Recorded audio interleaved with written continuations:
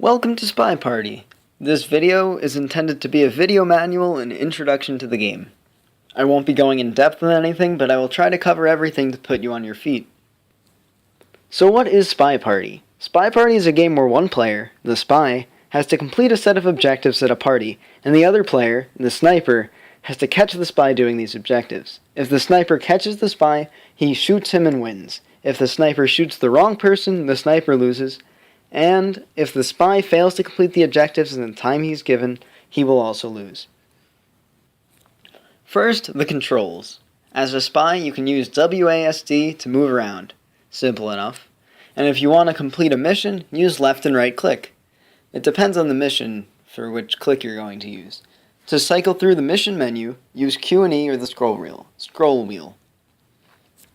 Some people like to use Q and E for higher accuracy. As a sniper, use A and D to pan around the map. Use either the scroll wheel or W and S to zoom, and use Q and E to lean. Lean is really only useful on the map Panopticon for now, but it's still fun to mess around with. To highlight people and mark them suspect, left click. To lowlight people and mark them not suspect, right click. Finally, to shoot, the most important part, hold shift. Next on the agenda is the cast. The cast are a bunch of characters in SpyParty besides the spy that are special and unique in some way or another. These people are Toby the waiter, the ambassador, Damon the security guard, the suspected double agents, and the seduction target. Each of these people fill a unique role.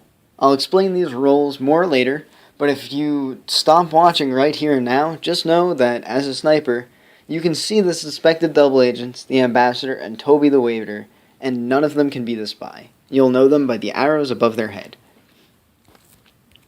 That's great and all, but what do you do in SpyParty? Well, you complete missions.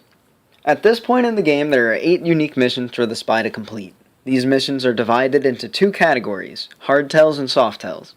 Hardtails are missions that you can see the spy doing because of an animation or visual cue.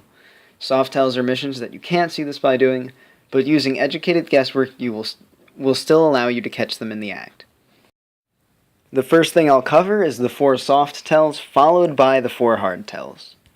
Before I go into discussing the missions, something important is what is called action tests.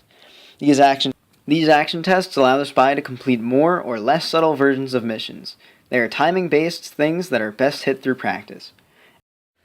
Red tests are the least subtle of all of the action tests and require the spy to mess up the timing. These are normally a dead giveaway, and if a sniper sees the red tests, oftentimes they can shoot on sight.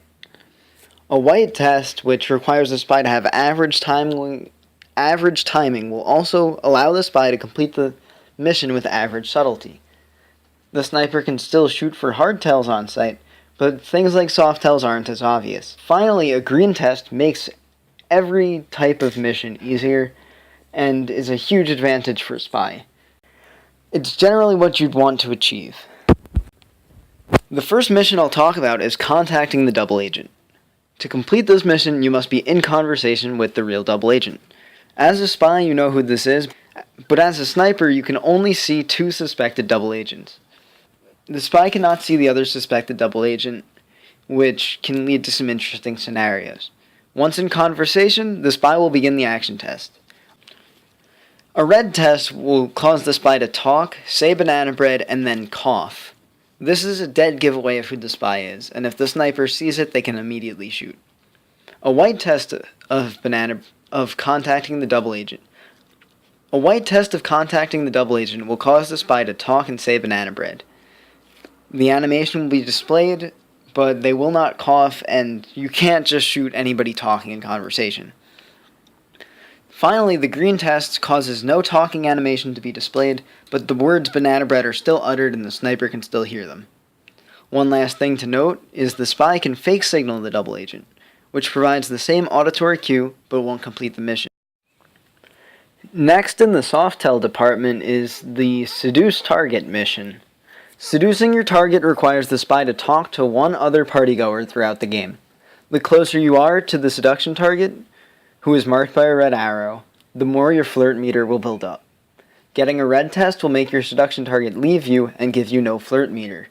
Getting a white test will seduce the target up to 34% depending on how close you are standing, and a green test will seduce them up to 51% depending on how close you are standing. After flirting, there is a cooldown timer that ticks down and will go faster the further away you are from the seduction target. If you stand right next to your seduction target without moving, you will be able to flirt again in 45 seconds. You can also flirt with people at windows, statues, or bookcases, but if the seduction target leaves before a timer goes out, it won't count at all. Next on the agenda is inspect statues. In order to inspect a statue, go pick up a statue and click inspect. It's that easy. Something important to note is that you can inspect statues adjacent to the one you are currently holding, but only if nobody else is there. The sniper can't see the difference between inspecting and picking up a statue, so try to do it whenever you visit. After inspecting the statues, they will become blue, but only for the spy. A red, white, and green test for inspect just determines how long you will have to do it. The last and probably most complicated to watch for of the Softails is fingerprinting the ambassador. It's the newest of the missions and not a lot of people have too much experience with it yet. If the ambassador was the last person to touch anything on the map, this includes the statues, the bookcase, the drinks, or the briefcase, then the spy can lift fingerprints off the object if they are the next visitor. Do this twice and you have the mission done. There is no action test for this mission, you just press a button and it fingerprints. However, if you are the second person to go to one of these objects, there's an action test where you can either get a green test or a red test. There's no room for a white. The red test will ruin the fingerprints on that object, while the green test will allow you to pick them up. Next up are the hardtails. First is bugging the ambassador. There are two types of bugs, conversation bugs and walking bugs. When doing a conversation bug, the animation is more subtle and much quicker, but if the ambassador or you move, it's cancelled. A walking bug is the opposite of that. It allows for either character to be moving, but is harder to pull off. A walking bug will only work if you are close to the ambassador at the apex of your arm swing. The next two hardtail missions are very similar, so I'm going to group them together. They're swapping the statues and stealing the guest list. There are three different types of statue models that are important to know in SpyParty. Personally, I use the colloquial terms eagle, head, and bird, but you don't have to use those. Some people use numbers, some people say high, middle, low, whatever you want really. At the beginning of each game, these statues are randomized and placed into the party. It's the job of the sniper to memorize these statues, and the job of the spy, if he so chooses, to swap these statues. The red test for swap will alternate between the two statue models.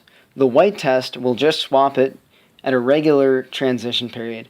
And the green test makes things really interesting, and the spy will not swap the statue.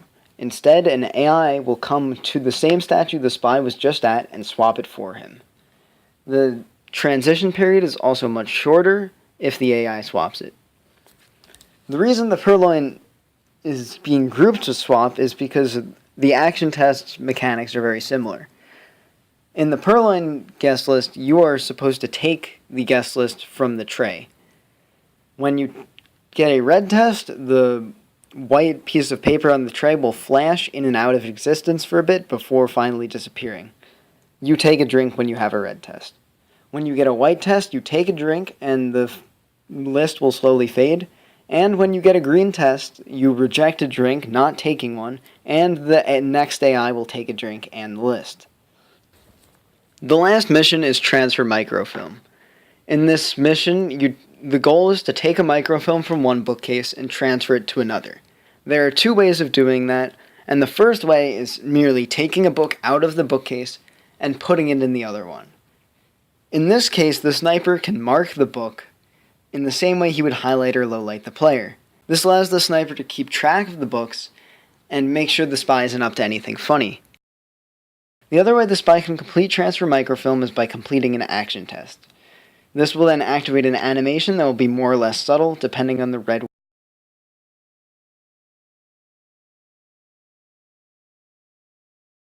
white, or green.